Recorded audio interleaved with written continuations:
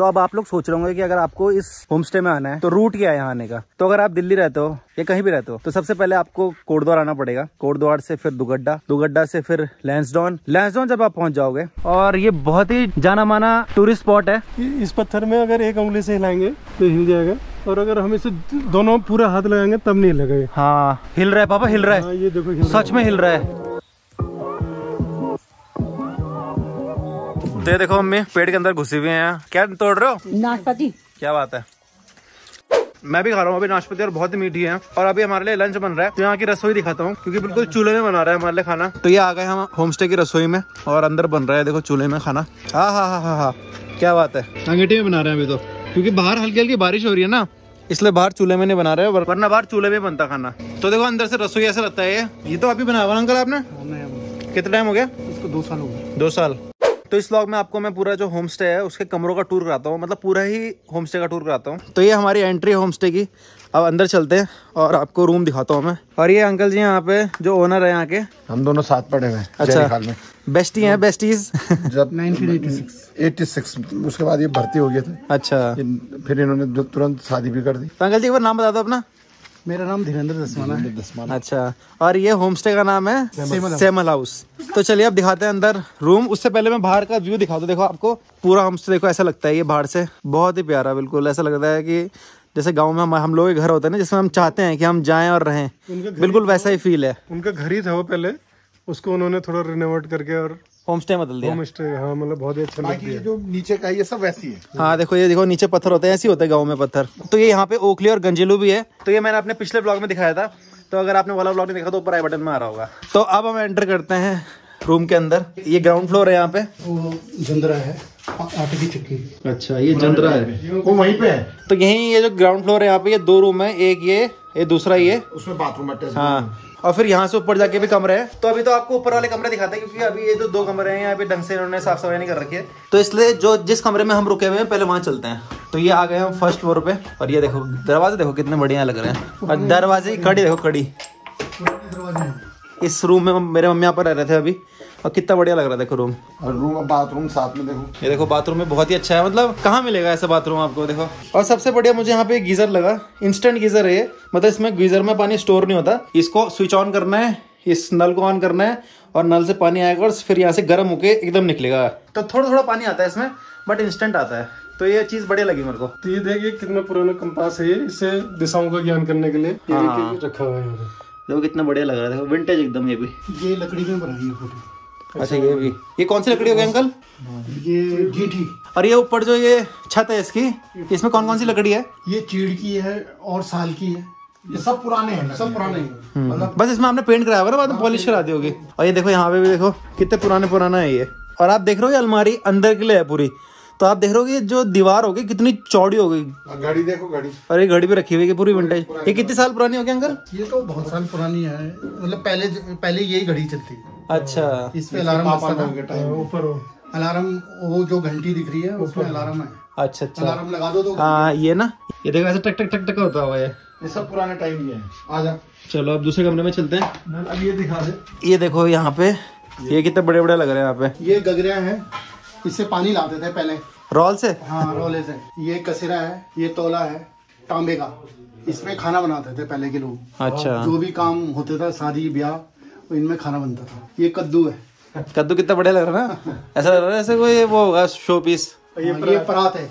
ये अंकल के mummy papa है ना अंकल? हाँ, मम्मी पापा। नहीं, ये दिखा इसलिए। अच्छा, ये भी है, तो वो नकली है क्या? नहीं, मतलब ये इसमें अंकल भी है ना। अच्छा, तो ये बीच में जो है ये अंकल है, और अंकल के मम्मी पापा हैं। ये पेंटर से बनवाई है अंकल ने ना। अच्छा अच्छा अच्छा, मतलब ऐसे फोटो खींची भी नहीं है। तो चलो आप दूसरे कमरे में चलते हैं। ये एंटर होगा दूसरे कमरे में, इसमें अंकल और आंटी रह रहे थे। इतना बड़ा रूम है ये उससे बड़ा लग रहा है मुझे है। हाँ, ये थोड़ा बड़ा है। ये बाथरूम वैसे इतना अच्छा लगा। बाथरूम देख के तो एकदम प्यार सा हो गया, मतलब कमरे से। ये मिट्टी का प्लास्टर है। अच्छा, जो प्लास्टर हो रखा है इसमें। गर्मियों में अगर दिन में गर्म होगा तो रात को ठंडा हो जाता है कमरा। अच्छा, मिट्टी के प्लास्टर से। सीमेंट के, सीमेंट नहीं है इसमें दीवार। सीमेंट में गर्मियों में गर्म ही रहेगा ना, लेकिन गर्मियों में ये ठंडा रहता है, उल्टा रहता है, मतलब है ना, अपोजिट। बहुत बढ़िया। आपने अंकल जो ये लाइट लगा रखी है ना, ये भी बहुत अच्छा शो दे रही है पूरे घर को। और एक चीज और है, पापा जरा लाइट जलाना। हाँ, बैक लाइट। तो ये जब रात को बहुत अच्छा लगता है, ये जब सारी लाइट बंद हो जाती है ना, अंधेरा होता है, तो बहुत प्यारा लगता है ये। तो ये वाला सिस्टम भी अच्छा कर रहा है अंकल ने। हम तो रात को इसी लाइट को जला के सो गए थे पूरा। चलो अब बाहर चलते हैं, अब तीसरा कमरा दिखाते हैं आपको, बट उससे पहले आप व्यू देखो। देखो जैसे कमरे से बाहर निकलोगे ना आप, हाँ व्यू देखो कितना बढ़िया है। बाहर देखो कितना अच्छा लग रहा है। वाह, अभी तो देखो कोहरा हो रखा है पूरा, पर आपने मेरे पिछले व्लॉग में देखा होगा इतना बड़ा टाइम लैप्स बनाया था ना मैंने, और बादल ऐसे ऐसे चल रहे थे और सामने से बहुत सारे गांव दिख रहे थे यहाँ पे। अब देखो ये एक रूम हो गया, ये एक रूम हो गया। अब तीसरा रूम दिखाता हूँ यहाँ पे आपको, जिसमें मैं और चिराग रुके हुए थे। तो ये वो कमरा था, ये देखो चिराग अभी बैठा हुआ है यहाँ पे और आयुष भी बैठा हुआ है। पिछले वाले ब्लॉग में देखा होगा अपने वाटरफॉल वाले ब्लॉग में, तो ये इसी का ही होम स्टे है। ये पाथ है ये मतलब जब पहले जमाने में तोलने का तो कोई साधन नहीं था, तो ये 2 किलो का होता था। जैसे गेहूं 2 किलो, मतलब ये भर दिया तो वो 2 किलो होता था। अच्छा, अगर उसे नापेंगे तो इससे नापते थे कि 4 पाथ दे दो, 5 पाथ दे दो। जैसे जब शादी उदी भी होती थी ना, तो 10 पाथ आज रोटी बैणी, ये 10 पाथ भात बाण या 20 पाथ भात बाण, वो हिसाब से पता चलो है। तो मतलब ये पाथ है, ये तोड़ने का था। ठीक है। ये तो मिलता भी नहीं है अब, तो कहाँ मिलने, अब नहीं मिलते सब चीजें। और देखो फैन वैन भी लगा रखे हैं यहाँ पे हर कमरे में, अगर इनके हल्की हल्की उमस सी गर्मी सी लग रही है तो हर उसके साथ बाथरूम अटैच है। हाँ सही बात, सबसे अच्छी बात ये लगी कि हर कमरे में आपको बाथरूम अटैच मिलेगा, इतने बड़े बड़े बाथरूम। हाँ सही बात है। तो चलो अब वापस नीचे चलते हैं, और नीचे जाते हुए देखो ये सीढ़ियाँ दिखती है यहाँ पे, जो पहले वो इस्तेमाल होते थे ना, रिकॉर्ड रहे, मतलब पहले ना ग्रामोफोन में ये इन्हें घुमा देते थे। तो ये इसमें गाने रहते थे। तो आप पुरानी पिक्चरों में आपने देखा होगा वो ऐसे नोक लगाए थे और गाना बजता रहता है, तो ये वही है, ग्रामोफोन बोलते हैं सर। ये देखो कितना बढ़िया लग रहा है। अब वापस नीचे आ गए, और हाँ ये देखो बाबू राव का फोन, हेरा फेरी में देखा होगा आपने। बाबू राव रख फोन रख।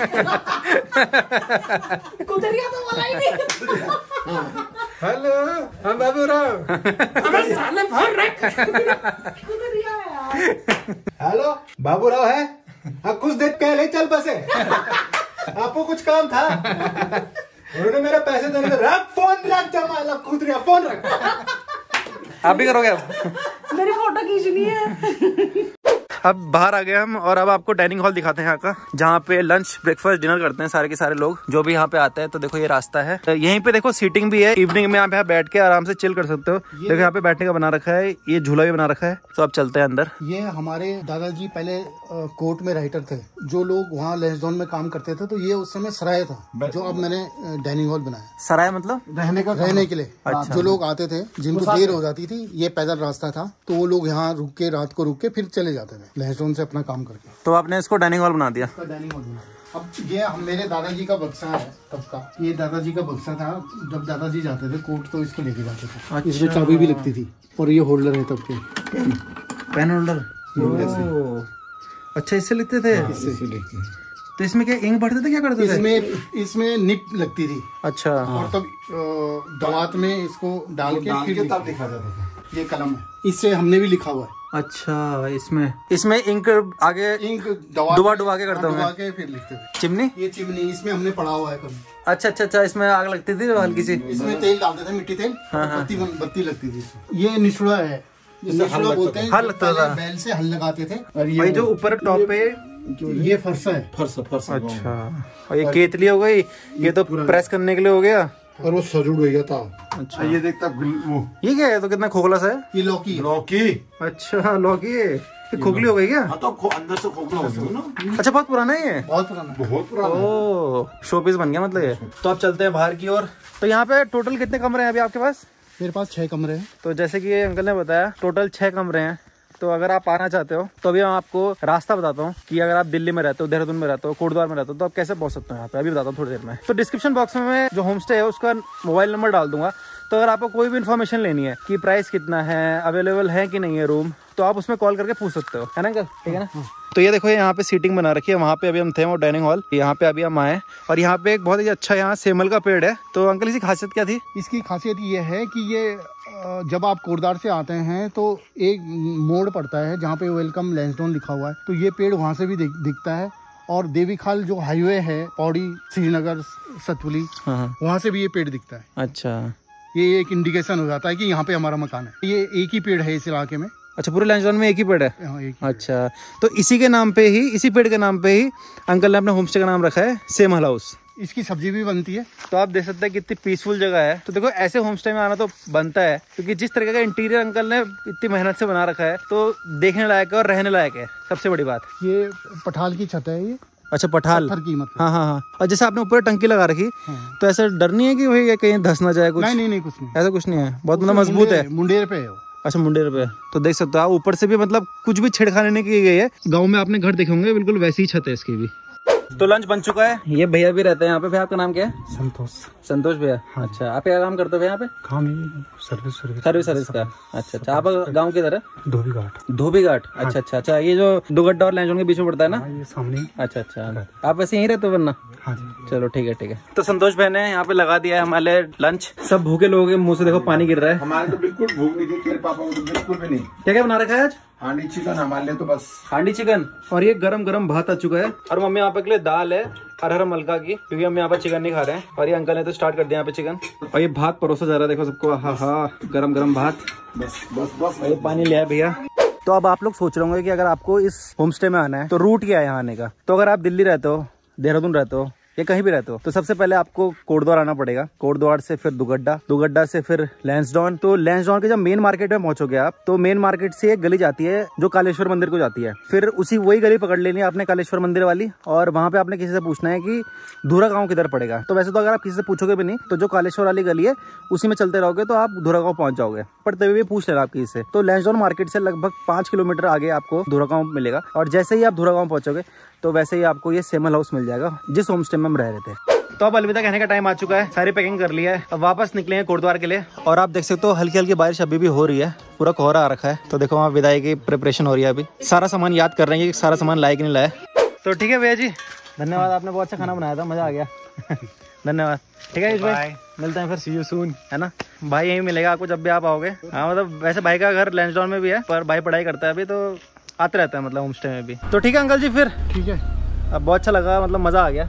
ठीक है, फिर आते रहना। हाँ मतलब सच में मन नहीं कर रहा था यहाँ से जाने का, लग रहा था कि कुछ दिन और रुके, बट अब जाना पड़ेगा। तो धन्यवाद अंकल जी। ठीक है, धन्यवाद। तो अभी धूरा गांव से लैंसडाउन के रास्ते के बीच में ये पड़ता है भीम पकौड़ा, और ये बहुत ही जाना माना टूरिस्ट स्पॉट है। अभी दिखाते हैं आपको पास से।